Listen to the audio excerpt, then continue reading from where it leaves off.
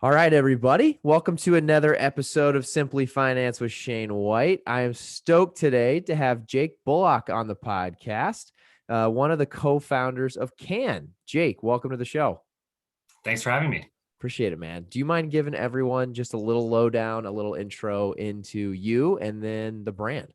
Yeah, definitely. Jake Bullock, I'm the co-founder and CEO of Cann. We started the company about 2 years ago. We launched in Venice Beach in LA.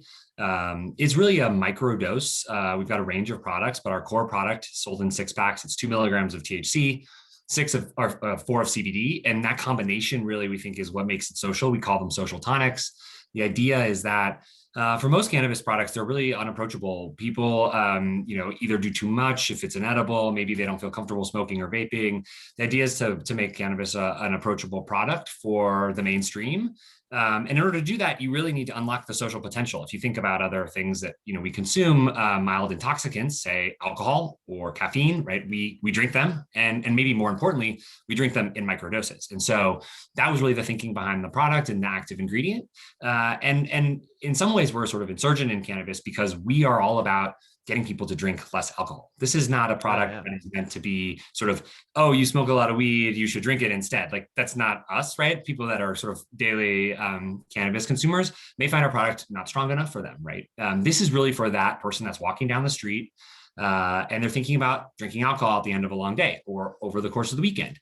And some of our best customers continue to drink alcohol, right? But they maybe drink 10 or 20% less. And so it's giving people another option to be social in a similar way in terms of the buzz, but in a much healthier way in terms of hangovers, effects the next day, emotional regret, physical pain, headaches, fatigue, missing workout classes, like all of that stuff that, as we get older, we start to realize becomes harder and harder if we live a life of only sort of drinking alcohol. Love it. Love it. And to give everyone like a little bit more of a background too, I mean, so the product, it comes in a can. And could you maybe just dive into like where the idea come from? Like what were you doing before Cann, and like where did this kind of concept bubble up from? Yeah, so I kind of immediately prior to Cann, I was in business school at Stanford. And so that's really when I started working in earnest on this idea of cannabis beverage. But I'd been thinking about it, for a really long time. So I grew up in Colorado. Obviously, Colorado went through the first adult use legalization process. As I sort of watched that market, kind of having been from there and a lot of friends and family still living in that area, it always struck me that the products like gummy bears or piece of chocolate, they didn't really feel like adult products. I mean, they made a lot of sense for the legacy market and why they needed to be, they're made in someone's kitchen. That makes sense. They're easy to transport, high concentration. That doesn't really make sense in a legal market. In a legal market, we need to look to analogs, like I said, alcohol, caffeine, others to understand what the right product is. So I had that seed of like cannabis beverage in my head.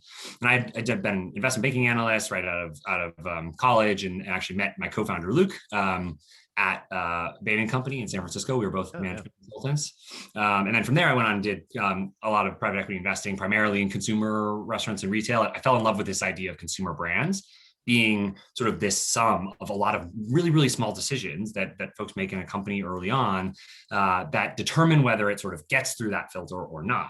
And I found that really interesting. And so right when I got to Stanford, California, had passed the Adult Use Act. And so sort of this perfect laboratory of 2 years. Like, if you can't figure out how to make a great cannabis product while at Stanford in this amazing environment around entrepreneurship, you're probably never going to start a company. And so I kind of took that as a challenge. That's awesome, man. That's really cool. So it's something that's pretty wild that you had been thinking about it for so long too. It wasn't like you just like woke up one morning and you like started doing it. It was like you actually really thought through it and had like been thinking about it and had been kind of involved somewhat in the industry because of where you lived. Right. Yeah. What's crazy is, when I first kind of like started developing this idea of talking to Luke about it even because we became friends after we met it about 10 years ago, really now. And, he was always saying alcohol is doing just fine. Like, I'm going to stick to my drinks. And we sort of would have these conversations, but, I thought it was a great idea. And when we started the company, we were like, wow, look at us. This is the best idea ever. You just have to bring the dosing down and you make it taste great. And it will be, it'll be this amazing thing. And the reality is we got into the industry and we actually started learning about what we didn't know about food science, about beverage, about how you actually formulate these products, how you produce them. The consumer distribution dynamic is really an interesting one. This is an industry that's set up to sell products that are really lightweight and tend to be like flour or pre-rolled joints or vapes, right? So it's a totally mismatch in the channel. And we realized pretty quickly on that we were not like the first people to have this idea. Many of them had tried and failed. It was just really hard. And at the time, about 3 years back, when we were actually trying to make the emulsion, do the technology to get cannabis, which starts as an oil, into a liquid, right, to a water, you have to really figure out how to emulsify that. And it's really difficult.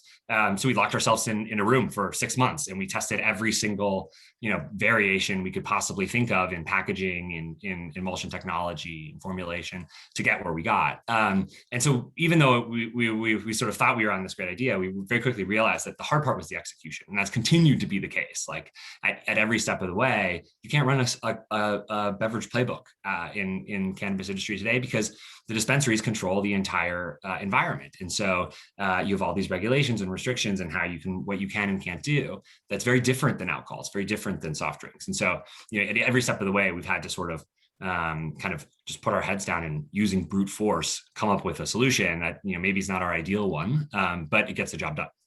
Love that. That's pretty cool. So, and you guys were you guys like in, housing on Stanford's campus? Like, how are you guys testing these things? Like when you talked about just like testing and figuring it out, trying to learn food science, that seems like usually something, especially with, we've had a few people on here talking about like different CPG products that are in the canned, I always call it just like, ready to drink industry. And it's very expensive. So like, how did you guys like test and learn that on your own? Yeah, it's a great question. So I think there's like two really important things that go on here.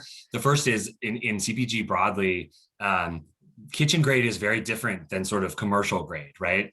And I think a lot of people make that mistake. You can make something absolutely delicious, whether it's a food product, a beverage product, in your kitchen, and there's no guarantee that you'll be able to commercialize that and get the same flavor, experience, effect, whatever it is, on an industrial sort of scale. And so we were going into it with that knowledge. And what's really cool about beverage, it's both cool and very difficult, is the technology to kind of force carbonate a liquid and put it into a bottle or a can doesn't really change from that small grade all the way up to like the biggest canning lines, bottling lines in the world. They're using the same kind of pieces. Now, obviously, they're doing it much faster on a larger scale with all this interesting automation and technology, but it's basically like the same fundamental process. And so we had in my garage in Palo Alto kegs, which we would force carbonate, basically using some sort of like CO2 and agitation, and then we would fill. At this time, it was brown glass bottles because it's much easier to cap a bottle than it is to seam a can. The can seam is a whole nother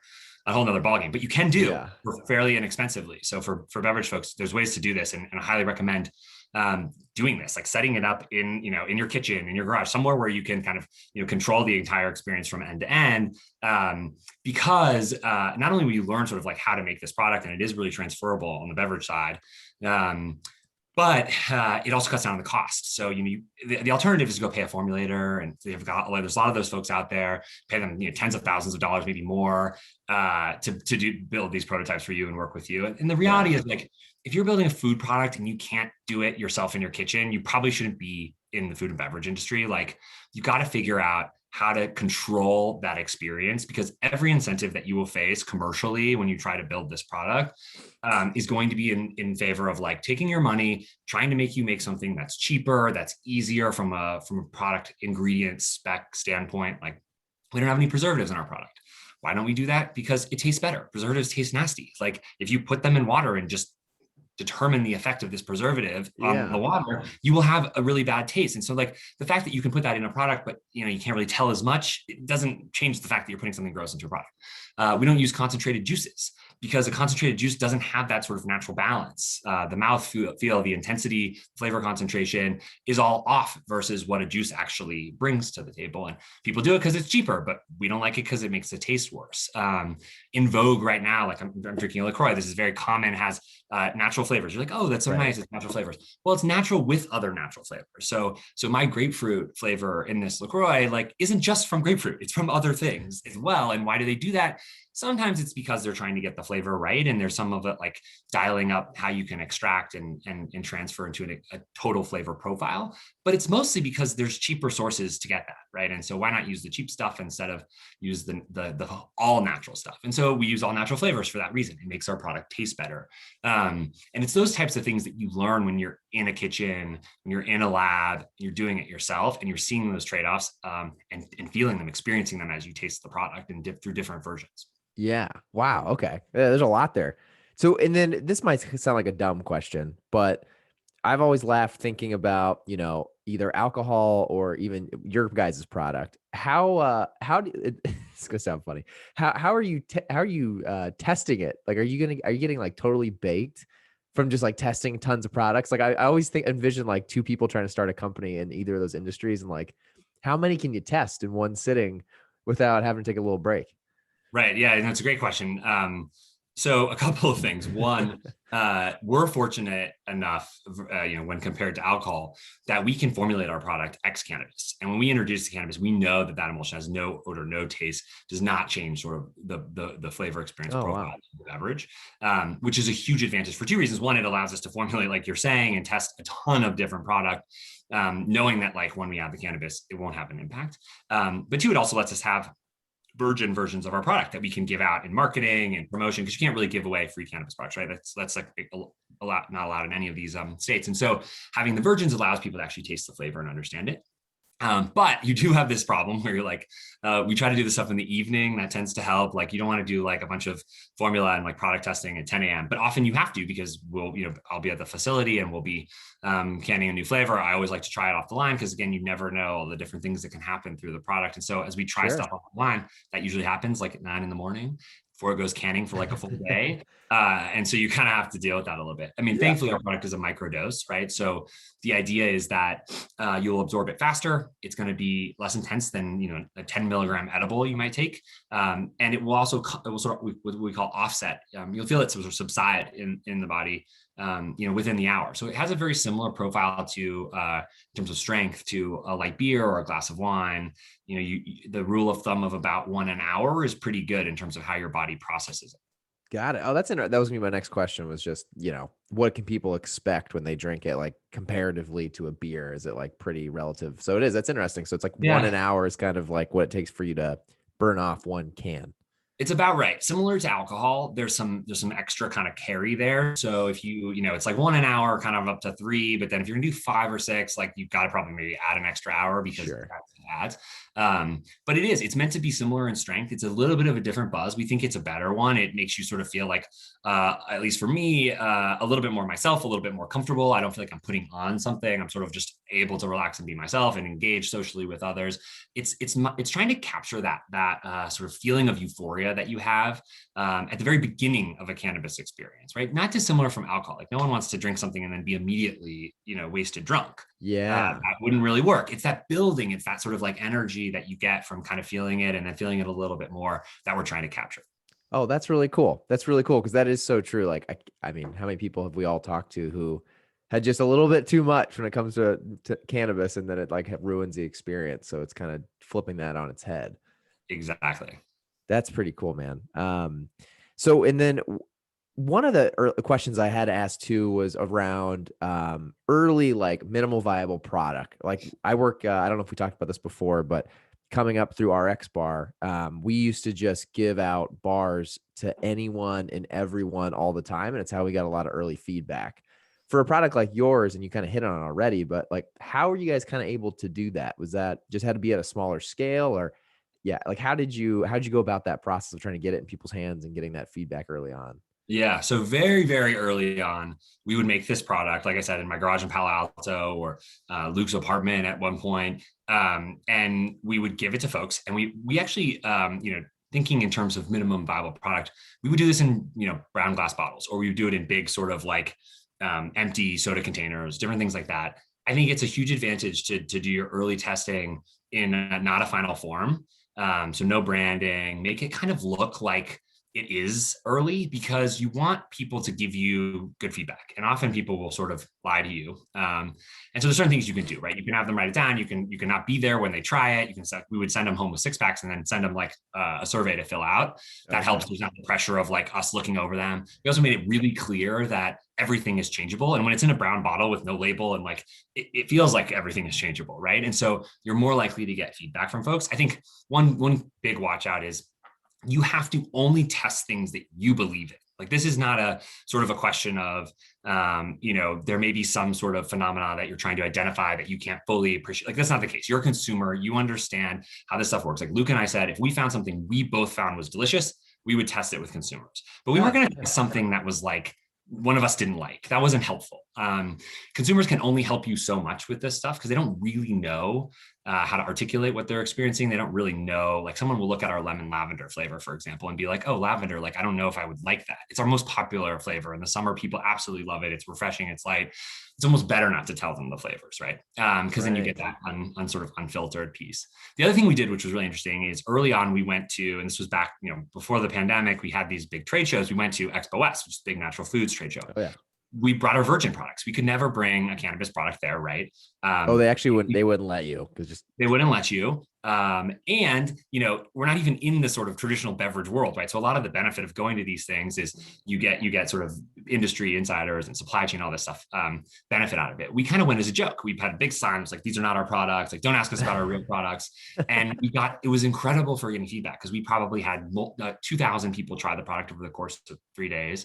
And we got them to weigh in on flavors. We had a number of flavors there. We got them to use vocabulary that now we still use and how to describe the experience, the flavor experience.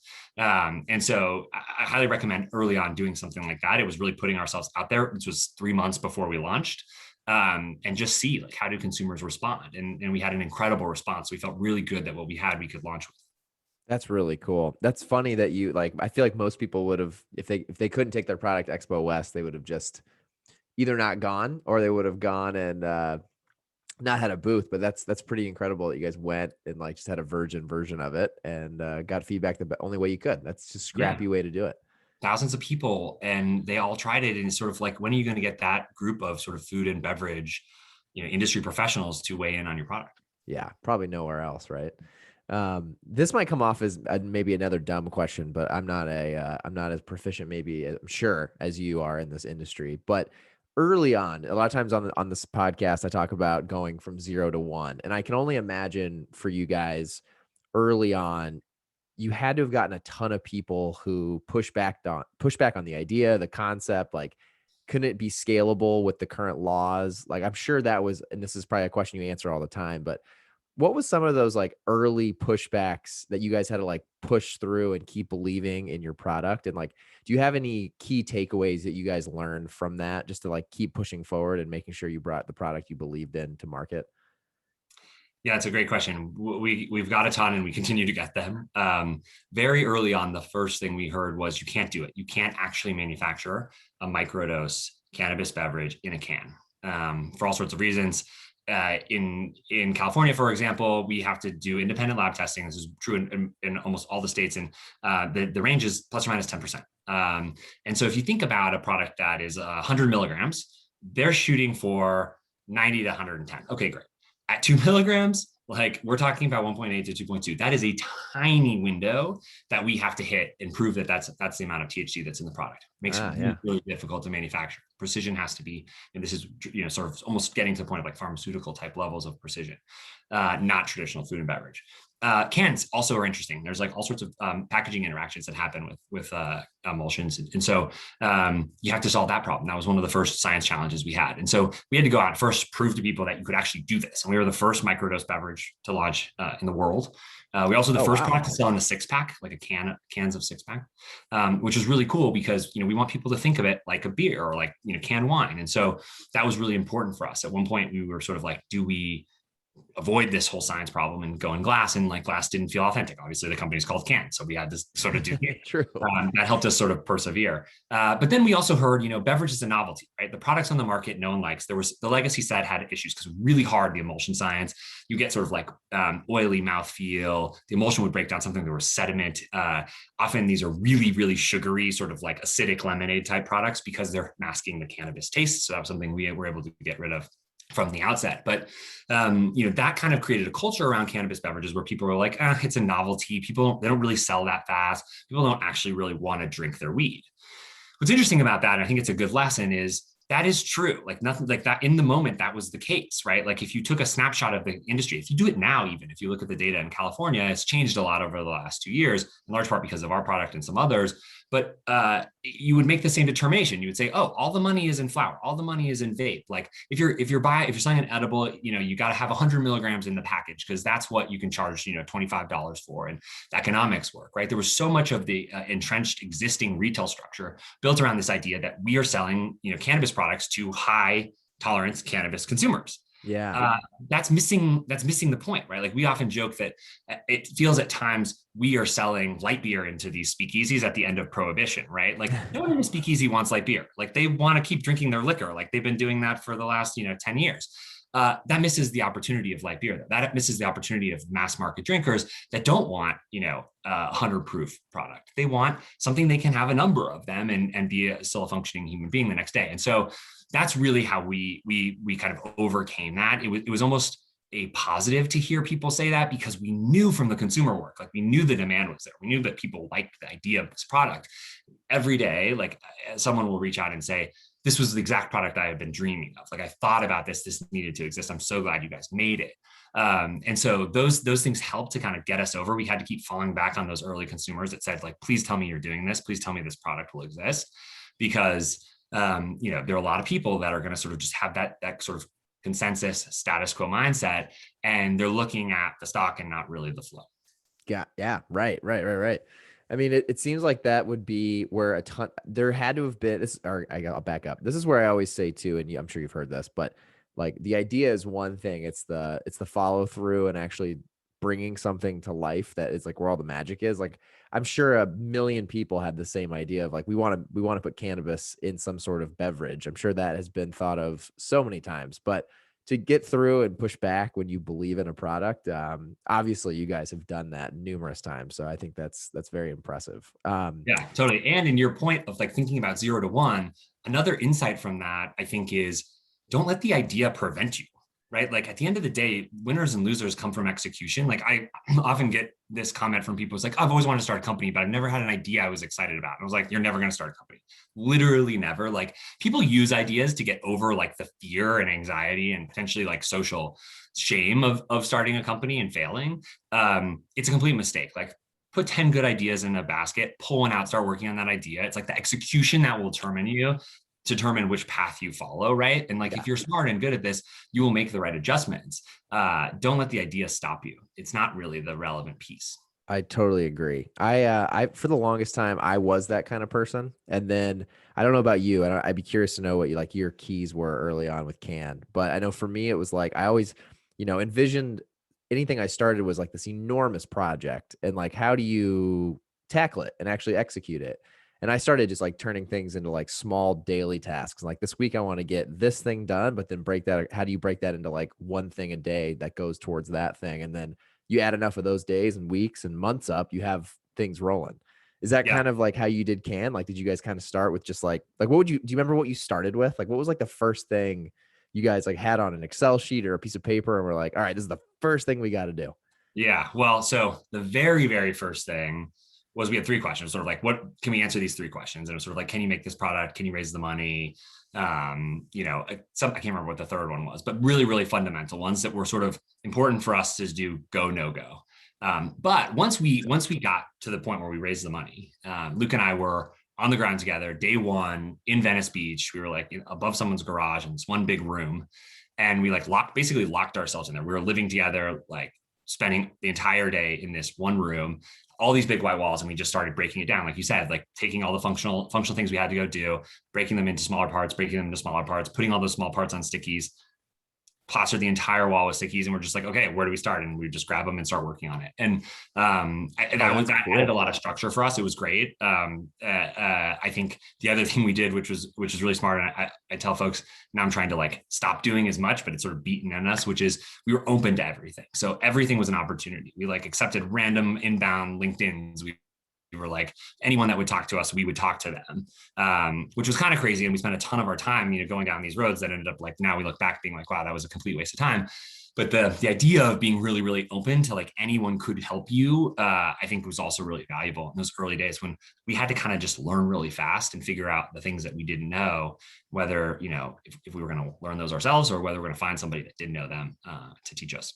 Yeah. I mean, I would have to imagine, just the exercise even of doing that. I can envision like you guys do it in the sticky notes like that. That's such a great idea. And probably for anyone listening who's had even a glimpse of an idea, like thinking through like just that took you guys one day to like map that out, and like you just got started and you just started rolling, and that's kind of how everything gets started and moves forward. One of the other things that popped up in my head while we were talking about that was, you guys are starting to get a product and you're starting to test it and get it out to some people early on before you have packaging and have an official launch. Was there another component? And I just know this from having a little bit of experience in like the CBD side of this market. Um, Advertising and marketing has to be, a challenge for you guys, right? Because I think a lot of platforms don't allow you to sell, like, you can't sell on Amazon, for example. So how have you guys thought about like that's like a big hurdle that I think, even if someone came up with a product and got a product ready, I can only imagine, you know, most people probably be like, well, shit, I don't know if I can like market this. So now what do I do? You guys had to have thought through that. What's your guys' kind of strategy been as far as like trying to bring the product to market now that you guys actually have a physical product that's ready to sell? Yeah, so it's interesting. You're right. There's a lot of restrictions on what we can do. Obviously, pretty much the entire world of digital advertising is shut off to us based on sort of policies that Facebook and Google have in place. There's some stuff you can do, but for the most part, it's really challenging. And then, it behaves a lot like alcohol in terms of you can do some stuff out of home, billboards, things like that, but they have to be in certain locations. It's fairly difficult. Even on our own brand Instagram page, like we can't sell anything, right? So that's sort of more just a brand experience, which is great, and we love doing that, and it's one of our strengths. But the key to marketing we found over these last couple of years is you really have to think of it through the lens of distribution. Like these things are related, and so in the early days, you're really just trying to build brand awareness. We still are trying to build brand awareness, right? Like we know this from some survey work we can do, even in our best zip codes, like we have tons of room to go in terms of awareness and penetration of just people's minds, right? And so that means you may, take risks and do certain campaigns, activations. Like we would, sometimes do events where we would sample the virgin version of the product, or we'd send people around, the neighborhood. We had a big pop-up on Abbot Kinney right next to the MedMen where you could try the virgin product and then we'd send you next door to buy the real thing, right? Love it. That's Stuff smart. like that was great. Obviously the pandemic slowed down a lot of what we could do event-based in the community, but being kind of scrappy and creative and just raising the brand awareness, but thinking about it always through the lens of distribution. So next to a point of sale. Through the pandemic, we spent a ton of time. How do we get on the dispensary websites, like on their banners or delivery partners? Delivery was huge through sort of the height of the pandemic, and so we wanted to use that real estate. Obviously, it's connected to point of sale because you can buy the product right there. Things like that make a lot of sense. A lot of the traditional marketing doesn't, right? Like a big billboard that looks beautiful and reminds people of your product is completely useless because they will never walk through the aisles of a grocery store and see your product accidentally, right? Yeah. So Right. there's a number of touch points you need to have. It's like, fine, yes, you have to do that, but it only matters if they know how to buy it. And it's really easy to get someone to remember Cann from an advertisement. It's much harder to get them to be like available at your local dispensary, or like type in this website or scan this QR code. Like people don't do that. Like no one does. So Sure. Yeah. it makes it really, really challenging. But I think a couple of the lessons for us is like, combine your marketing with your point of sale. Like anything, the closer those are, the more successful it's going to be, especially if you're measuring that. But don't always measure. Like in the early days, especially, and even now for us, brand awareness is a completely fine objective. You don't have to show sales ROI from your marketing spend. I wouldn't spend like, tons and tons of money on it, right? But you people have to find you somehow, right? And so think about the things you can do creatively. The third thing that we did is we invested a ton behind sort of earned media. And so being in LA helped a lot, spending time with people in the entertainment community because they like desperately love this product. Like they've been sort of off alcohol for 20 years, right? And various relationships with cannabis, and what we've given them is a sort of like a really great product where they can merge those two, or they can get some sort of social buzz, but they don't have the same feeling the next day, the impacts from a health standpoint, how they feel, things like that. So we've been able to catalyze a lot of really strong product support among celebrities in LA and elsewhere into news articles and social media posts and things like that are shared around, and then that sort of starts that flywheel going. Got it. Yeah, you guys have been very scrappy with like figuring out any which way you can kind of get out there.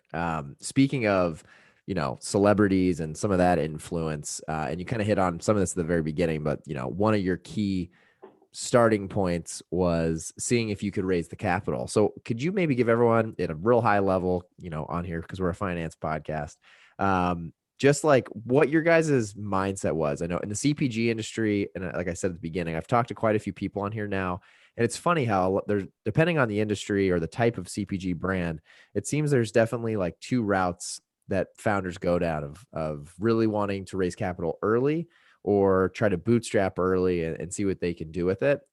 In the canned industry, anything ready to drink, it seems like the initial capital needed to start a product is just immense in general. So I think most people probably go the capital route. Would love to know, like, as that was like number 2 on your list to like see if this was worth it, what you guys kind of thought through and how you inevitably ended up trying to go down the capital route. Yeah, definitely. I think that's right, in terms of the two paths. And there's also sort of this hybrid, right? Because if, as you point out very rightfully, the working capital that goes into a beverage product is pretty significant, and it doesn't really go away. It actually gets worse as you grow, especially in those early years. And so, we kind of knew we had to raise capital, but there was a question of like, do you go big or do you kind of keep it small, right? Like, do you kind of just raise just enough to get that first production run, and then you see how that sells, and then you order. Like, a lot of people take that path, and it can be a good one. For us, we knew really early on that time was a factor. We wanted to be first to market. We believed that there was a window that we had to go capture in order to sort of begin this conversation with consumers. It is really hard. I think we still look back thinking like, could we have waited a year? Maybe. But in some ways it's given us a huge advantage because we know our consumers so well over the last couple of years. When we thought about, raising, I had kind of just been at Stanford in that world. And so much of that conventional wisdom is, you go through all these funds and you get a bunch of intros and you sort of pick your favorite 10 and you set them all up for pitches one week. And then you probably reach out to like maybe 20 angels and you slot them in the next week. And then you'll get a term sheet and you decide and you like pick the best fund or two and a handful of angels. And then it's like done, right? Like that's sort of like the traditional sort of tech venture model. That's not the case with cannabis, right? And it's not the case with most companies. Like when I talk to founders now and their experience, like it's so variable. Some people have that. Some people have like out of the blue, I got 3 term sheets and then like, I had a couple of meetings and made a decision and like the round was done in 3 weeks. For us, it's varied. Like we've had really quick ones, we've had much longer ones. And I think the important thing is to make sure you're in the right position as a company, as an operation before you begin. And so for us, what did that mean? It means we needed a physical product. If you're doing CPG, like don't start fundraising until you have something to bring to the meeting that they can try. Like there's just absolutely no way someone's going to invest in your business unless they can try the product, right? Right. And that's generalizable, I think, as well into other industries. Like you need to have a product. It doesn't have to be the exact version. Like I can show you pictures of our product, which we pitched with, and it is a very different brand. But smart investors, and they said this in the meeting, like we trust you guys will figure out the brand. Like they understand Sure, yeah. that's right. And our deck like has the style of it is so funny compared to where we are now. But we had a physical product in the room that people could demo. That's really, really important. And we had sort of the story of what we were going to go do with that money. And it made sense. It sort of hung together. And so I think having those pieces is really key. It's, for some people, that means having a certain number of team members or co-founding group identified. For us, it was like we had the backgrounds, we knew what we needed to do. And it was just a question of like, how much do we raise? And once we figured that out, we ran. Would you mind? That's awesome. Number one, just like the thought process that went into that, very well thought out.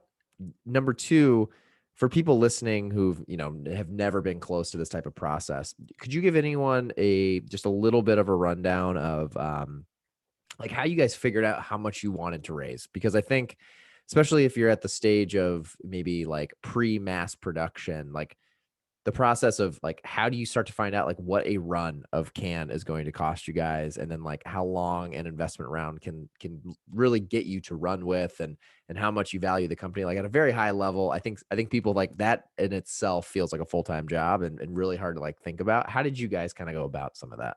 Yeah. So we early on we got really good advice, which was plan to not raise again for at least a year, right? Like give yourself a year of runway.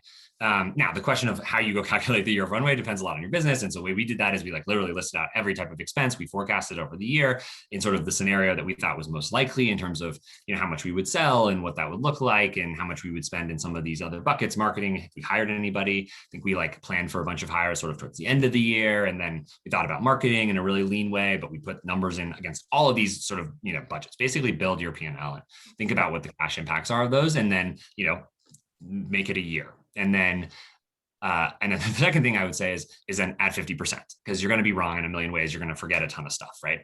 Always better to raise more money. Like I know founders, and I was the same way. I was just like hyper focused on dilution. It's like, how much does this company want to sell? Like we're not like, we don't even know if we're right yet. Like let's just do the little amount possible to like prove it out. And like that is a strategy. And depending on what those milestones are, it can make sense. For us, like the milestone was launching the product. And so we needed to plan for a year, and we did add 50%.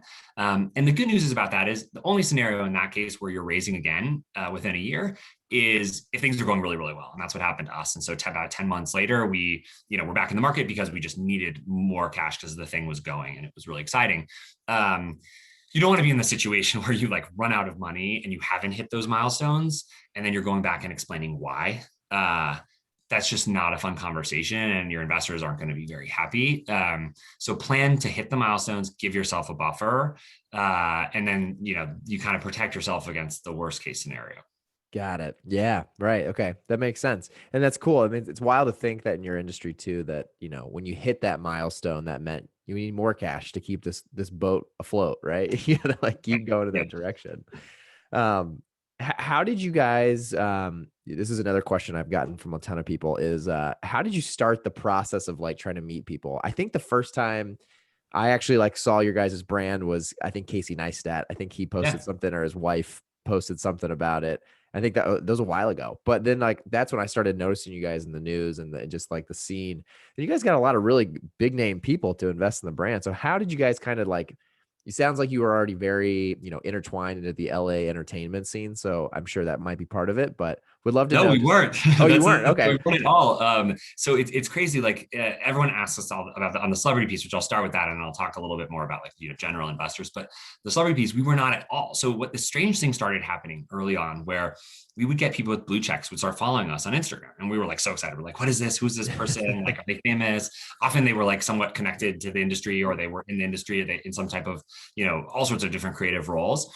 And so we would just be like really generous with product with them, and we would have a conversation. We'd be like, hey, like let us show you what we're all about, and almost over invested versus like who that person actually was. But like what we found very quickly is that person knew somebody who knew somebody, or it's like, oh, I'm the hairstylist for this person, or I'm the personal assistant for this person. And so slowly over time, we started just getting product to people, and it was hard. It didn't just happen overnight, but as we did that, I think we were getting half the time no one responds, right? We don't even know if it got to them, right? Like maybe someone took it home, or the assistant took it home, or someone from the house or something. But occasionally we would get an inbound being like, I love the product, it's amazing. Like, can I get more? Or can I talk to you about the company? Or like, and so we would just kind of continue like each of those leads. And this was my co-founder Luke was like perfected this strategy of like sort of uncomfortably staying a little bit longer when you drop off product. Like it was like us running around, right? Okay, yeah. And so like, oh, can I come in? And like no one ever does that, right? And it's sort of like,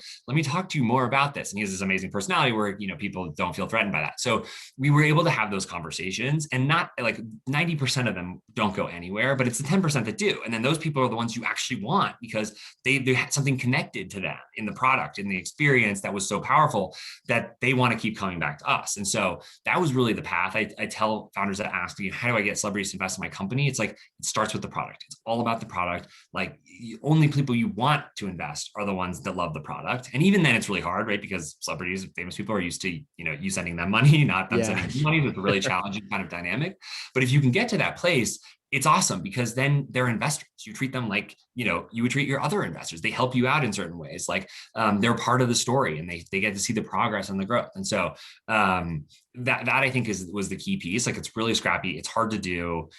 You can find them different ways. Like we were lucky having people kind of reach out to us through Instagram, but you can also find them, if you're just in it, if you're in New York, if you're in LA, like through agencies, you can talk to them. It's never the best way to do a deal, but like, at least to get to somebody is really effective. Like working with their teams, working with PR, there's all sorts of different ways to sort of start that conversation, but make sure that you're getting the product in the center. That's really the key.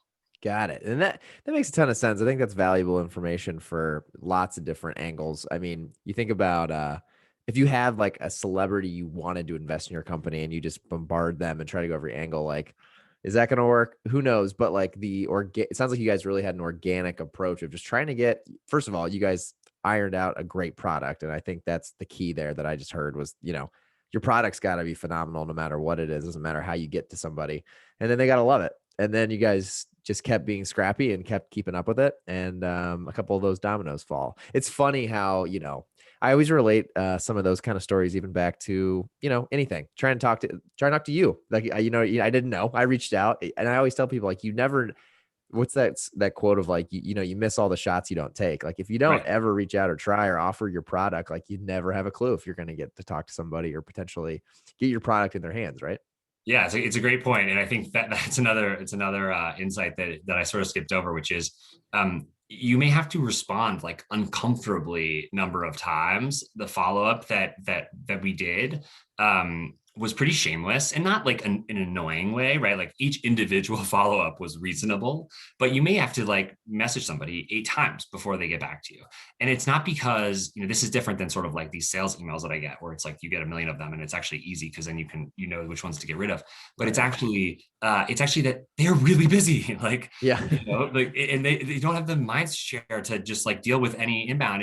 And maybe they will, you'll catch them where they're like sitting down, relaxing for a little bit. And they're like, oh my God, yeah, I love this product. And then they'll respond and then they'll be like, oh, this person's cool. And then all of a sudden, like you arrange a time to drop it off or whatever. Like it takes time. Like don't be discouraged by rejection, because it's often not rejection. It's often just, I'm really busy and I can't deal with this right now. Yeah, right. 100%. And to your point, you're probably one of God knows how many messages they're looking through at that time, right?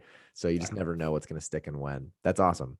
So for you guys, I mean, we've kind of talked through the product, how you guys raised some money. We chatted before we started the podcast. I'm based out of Chicago. I'm pumped that you guys are in Illinois. So congratulations. I know that's a new unlock Yeah, for thank you you. guys. So give everyone maybe a little tease, people from all over the country listen to this. So, what is like the horizon look like for unlocking new states and getting Cann into some other places around the country? Yeah, we're grinding hard to do it. It is quite the challenge. We've got to set up a supply chain in each state. So obviously regulations. We work with partners, and so we want to make sure we're picking the best, in each of these states and making the product at the highest quality. We are in Illinois now. That's really exciting. That was our big launch this spring. We are hoping to slowly grow our very small presence in the Boston area through the entire state of Massachusetts through the summer, which we're super excited about.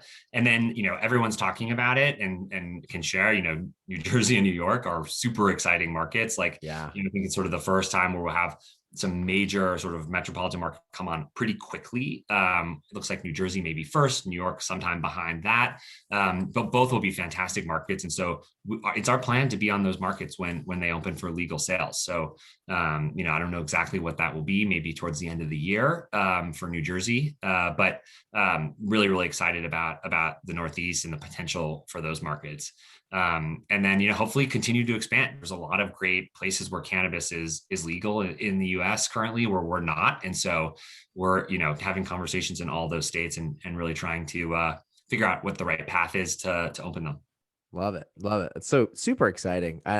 This is probably a dumb question too. I've asked you a couple of these today, but any idea, you guys are, in the industry, so you're a lot closer than some folks. Any idea when like the Googles, the Facebooks, the Amazons, have you guys ever heard of anything of like when you think they'll ever unlock anything through that? I know it's difficult probably with full cannabis products, but that's obviously a huge unlock if you can do anything online.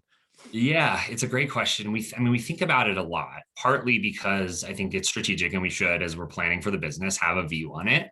But more, I think it's because it's sort of this like sensational feeling of like, oh, wow, what if this, the dare to be great scenario for this business is like, we can start selling this stuff, whether that's drop shipping it, right? Whether it's on Amazon, whether, we have a certain license type for cannabis products that are under 5 milligrams of THC that you can sell alongside alcohol Oh in yeah. restaurants and bars or grocery stores or liquor stores, depending on where alcohol is available in your state. Like those are the types of things we get really excited about. We believe that our product is one of, if not the safest cannabis product on the market. Right, it has the lowest dose of THC. It's in a beverage that naturally slows down sort of the intensity of the experience. And it makes it more difficult for you to overconsume.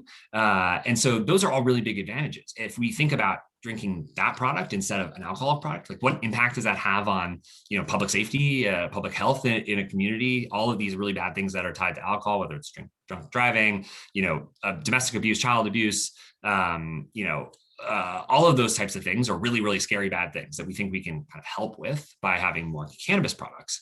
And so maybe there's a path forward there. I don't know exactly what that looks like. The more sort of like business cynical approach, I think, is that, we got to figure out how to get big alcohol to make money off of cannabis. Yeah. If we can do that. And I think it could be as simple as just like making cannabis licenses easier to acquire. Like if regulations change such that we can have products move across states, maybe there's a common regulatory framework. That could be what it takes to allow our product to be on the back of a big alcohol distribution company's trucks. Those trucks already exist. Our Yeah. biggest Right. problem today in the industry, if you think about it at like a macro level, is there's a whole set of capital leveraging that's going to have to happen in order for beverage to work in the cannabis industry. It's going to be manufacturing facilities, like scale manufacturing lines that bring the costs of making these products down. Bigger trucks, box trucks, right? Distribution networks that ship this stuff all around. It's really heavy. Our product weighs thousands of pounds when it's all packed up. Dispensary stockroom space. So like the back rooms need to be bigger. That's like a real estate build thing. Refrigeration on the front of the dispensary is really big. Last mile direct distribution, right? Like all of that exists. It all exists already, right? In sort of the alcohol supply chain and the beverage supply chain more broadly. And so the real question is like, do we get access to that over time? Does cannabis sort of merge into it? Or do we build that entire thing from scratch ourselves and have it be dedicated to cannabis? One's definitely easier and better for consumers in Yeah. terms of prices and be cheaper. But we'll see if we get there. It's so exciting. I think just even like having the allure of like all of that, having an unlock in the future. I always just think that like, every time like a state like New York changes the precedent, like you just never know what's next and when federally things can happen. And I don't know, it'll be so exciting. And it's cool that you guys are in a really good position, I think, to like take advantage of that when it does. Yeah, and the good news is we have this other advantage, which is we will get to see how this stuff plays out. We're seeing it in Colorado, right? We're seeing it in California. As cannabis continues to become legal in all of these states, we get natural experiments of how they work, like which legislation, regulations in each of these states make the most sense. And I think we'll also see how safe these products really are, especially the beverages, especially the ones that don't have any secondhand smoke, don't have any issues with, vaping crisis, aren't really potent, right? And so I think it's that set of products, those microdose products, that are really going to lead the way. And if you're sort of a policymaker or a regulator in these states and you're thinking about cannabis or you're implementing cannabis policy, like you should take a side because microdose is better, right? And so let's hope that that happens over time. But I think the good news is we'll be able to witness how positive of an effect it's having, right? Yeah, definitely. Definitely. And I think I haven't got to try the product yet, but I'm gonna pick some up. And I think but it's very interesting. Like I think to your point, it's you guys have a product that's not it's not like too intimidating, right? I think that's like one thing with cannabis today is like people who have never done it or haven't done it, parents haven't done it in decades maybe. Like it's a little intimidating to like get back into it now that it's becoming legalized in some states. But with you guys with microdosing and knowing kind of how you've talked through it, it just seems like a lower barrier to entry to get it into more adults' hands, which I think I think it's a huge opportunity. Yeah, I mean, this is a product you can take home to your mom, you can take home to your grandmother, right? Like it is very approachable. It's intuitive. It plays off of our heuristics about alcohol, right? It's in a can, you crack it open and you drink it, and you can have a number of them, just like you can with alcohol. And that's really unique. It's something that's different. And I think, like you say, so much of cannabis is not turnkey. It's like, grab this thing, like put it in this, turn it around, like shake it out, roll this up, like it just is not turnkey, right? And Yeah. consumers want stuff that's really easy. And so I think that next wave of products you're seeing are really keying off of that. How do we keep consumers from, accidentally doing more than they want? And also, make it approachable so that they feel like they are empowered to, go into a dispensary and buy this product. And that's a big thing for people. Like, people are still, even in legal states, right, are like, oh, I don't want to feel dumb. I don't really know. Like, well, there's still a sort of a stigma around going into a dispensary, which is real, and hopefully over time goes away. Yeah, definitely. It is kind of funny. I mean, maybe there are like lower dosage like gummies and stuff, but even that Yeah. sometimes is a little, I don't know, it's a little tough to find, I think, even sometimes. So to me, it is interesting to think like from an alcohol side of things, like, when people start to drink, the hope is that you start slow and you have one drink and you see how it feels, and you don't start ripping shots the first time you have alcohol. But sometimes marijuana, it's the other way around, right? People don't know and they smoke way too much the first time they do it, and it ruins their experience. So Yeah. it's cool. It's like you Yeah. guys kind of bridge that gap. Yeah, exactly. Like, it's like, if you're going to go to a barbecue this summer, you could bring some gummies, like that could work, right? You could set them out. Like, you could bring a 6-pack of can, goes right in the cooler next to the beer, right next to the Yeah. wine. Like, and it just sort of blends in, it fits in like that. One of the things we say a lot at the company is, we want to play well with others. Like, we're not an anti-alcohol. We want to almost stand in these situations so it feels normal, because it should be normal. And we're slowly getting there, which is exciting. Yeah, Jake. I mean, it's cool. I think you guys got a really cool product. I think you guys got a very bright future, and it's exciting to see all the different things you guys are doing. The other can specific question, you don't have to share anything, and I know there's tons you need to do in the beverages that you're doing today, but any ideas into like would you guys ever consider getting into like other product types, or outside of just a canned beverage? Right. Yeah, it's a good question. So we're a social beverage company. Like, we care a lot about beverage. We care a lot about social. It's why we don't do things like, CBD only beverages. Yeah. It's also why we don't do things like edibles, different things like that. But what we think about a lot is, how do we extend beverage into different parts of people's lives? And so we have our roadies, which are these little liquid packets. You can take them on the go, make a can yourself, kind of pour out the Oh, liquid. cool. Really cool, super convenient. And we've made a high boy, which is a slightly stronger version of ours. So 5 milligrams, which is, still Oh, very, very, very, yeah. very low in the grand scheme of things, but great for people that have higher tolerances, right? And still want to drink like 3 or 4, 5. And so we'll continue to innovate on product in those directions. But our main thing is social beverage, and we want to keep it that way. Got it. Love that. Last couple questions real quick. I'm running out of time. I love to ask all the founders on here this question because I think it's really interesting depending on the personality type, what they say. You're running a business. You are doing a bazillion different things. What do you use to plan your goals, the company's goals, and then like get daily tasks completed? Kind of like we talked about earlier in the show. Are you a pen and paper kind of guy? Sticky notes, you've said. Are you an app person? Like, what do you use to organize your life and get shit done? Yeah. So me personally, I love sticky notes. I do that a ton. I just like the flexibility and the sort of tactile nature of it. So I sort of have migrated my old school to-do list all onto that. And then, from a technology standpoint, the company, we do a bunch of different things, but we love Notion. That is great. And people find that to be really helpful as a way of sort of taking some of the more formal aspects of tasks and getting them sort of run through the company. Got it. Love that. You can use book, podcast, whatever it is. What would be one source of knowledge that you would share with the audience today? Wow. Yeah. I mean, not just pandering here, but I can't believe like how much value there is in podcasts. I'm only just discovering it, like maybe in the last 2 years or so. Okay.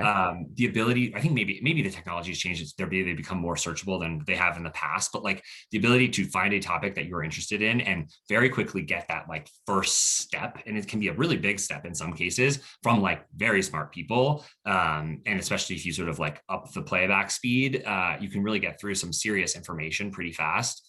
So highly recommend podcasts, especially for the sort of interests, the things where I'm not willing to commit to, like, I'm not going to read a book on this. Like, Yeah, that's great. scrolling a couple articles is probably not enough. And just the time to figure out whether it's the right one or the wrong one is probably too much.